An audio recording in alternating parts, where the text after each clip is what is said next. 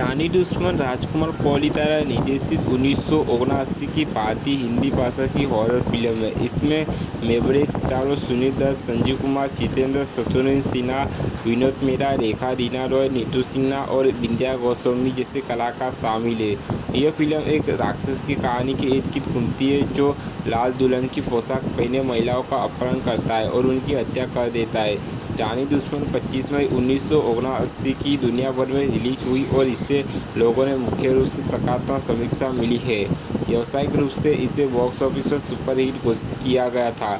2002 में राजकुमार कौली ने इसी नाम से एक और फिल्म का निर्देशन किया है जिसमें उनके बेटे अरमान ने अभिनय किया था।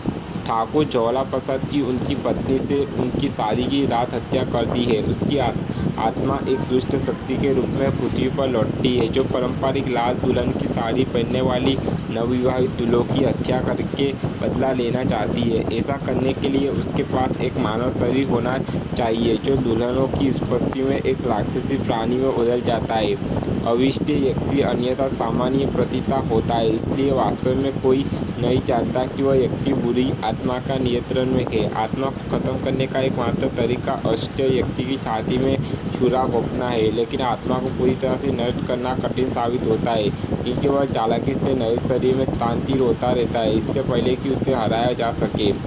एक दूर दराज के इलाके में नवविवाहित दुल्हन तब गायब हो जाती है जब उनकी पलकी एक विशेष मंदिर में पहुंचती है और यहाँ तक कि उनकी लाशें भी नहीं मिल पाती है। संपत्ति पर दयालु ठाकुर साहब का शासन है। उनका इकलौता बेटा शेरा एक घमंडी दुष्ट व्यक्ति बन गया है जिससे उन्हें परेशानी होती है। शेरा लगातार ग्रामीण लखन से भिड़ता रहता है जो एक अच्छा साहसी आदमी है। लखन को गाँव की एक सुंदरी रेशमा से प्यार है, वह भी उससे प्यार करती है। शेरा रेशमा को चाहता है जिससे उसके और लद्दाख के बीच में मनमुटाव बढ़ जाता है। शेरा की छोटी बहन शांति भी लद्दाख से प्यार करती है, जबकि चंपा नाम की एक अन्य गांव की लड़की शेरा के गलत तरीके के बावजूद उससे प्यार करती है। इस बीच दुल्हन के गायब होने से भी बाकी सभी लोगों पर शक होने लगता है। कुछ लोगों को एक स्थानीय आवारा व्यक्ति पर संदेह होता है जिसे मानसिक स्वास्थ्य संबंधी समस्या है। दूसरों को स्थानीय पुजारी पर संदेह होता है क्योंकि दुल्हन मंदिर के पास से गायब हो जाती है और अंततः कई लोगों को मनमोजी शेरा पर संदेह होता है। यह देखने के बाद कि ठाकुर साहब लाल पोशाक को देखते ही परेशान हो गया है, कुछ लोगों उन पर संदेह भी होने लगते हैं। लखन की छोटी बहन गौरी अपनी ही दुल्हन की बारात से गायब हो जाती है। उसकी बलि पुजारी के जूतों के पास गई है जिसके कारण पूरे गांव ने उस पर हत्या का आरोप लगाया है। हालांकि वह अपनी बेगुनाही साबित करता है। लखन को गौरी के पूर्व प्रेमी और प्रेमी पर अमर पर भी उसे भगाने का संदेह है। हालांकि यह पता चला कि उन दोनों ने वास्तव में आत्महत्या कर ली है क्योंकि वे एक साथ नहीं रह सकते थे। यह पता चला कि इस पूरी घटना का वास्तव में लापता दुल्हन के मामले से कोई लेन देन नहीं था।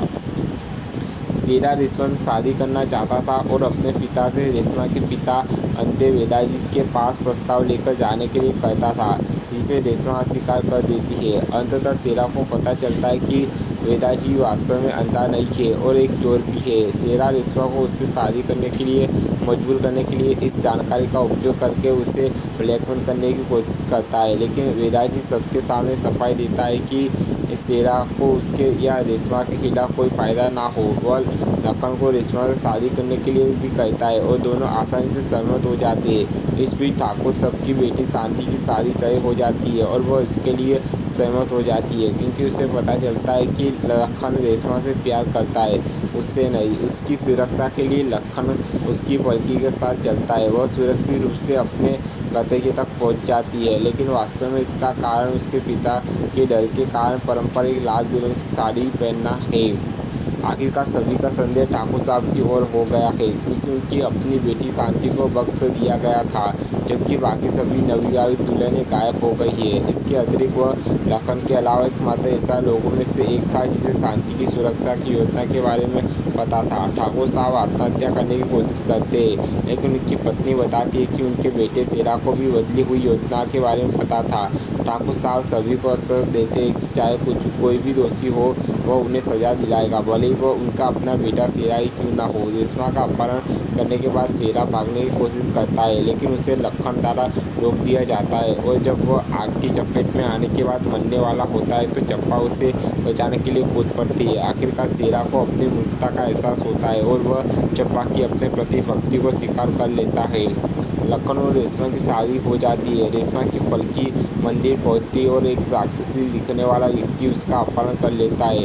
लखन उनका पीछा करते हुए एक गुफा में चला जाता है। वह शेरा को भी वहाँ देखता है, लेकिन उसे एहसास होता है कि शेरा ने भी उसी राक्षस का पीछा किया था। वे दोनों देखते हैं कि स्थानीय आवारा भी वहाँ और वे उसे पकड़ लेते हैं। हालांकि अब पता चला है कि मानसिक रूप से अस्थिर आवारा व्यक्ति वास्तव में पेश बदलकर एक पुलिसकर्मी है जो लापता दुल्हनों के मामले पर काम कर रहा था। वे राक्षसी दिखने वाले आदमी से लड़ते हैं और लखन उसकी छाती पर चाकू मार देता है। यह पता चला कि यह वास्तव में ठाकुर साहब ही थे जो हमेशा से राक्षस थे, लेकिन चूंकि वह वास्तव में एक अच्छे इंसान थे इसलिए उनकी अपनी आत्मा ज्वाला प्रसाद की बुरी आत्मा को किसी और पर हावी होने से रोकने की कोशिश करती है। इससे पहले कि वह उसे छोड़ने के लिए सहमत हो जाए, प्रतिशोधापूर्ण तरीके से अंत में ठाकुर साहब ये सुनिश्चित करने के बाद मर जाते कि बुरी आत्मा हमेशा के लिए चली गई है।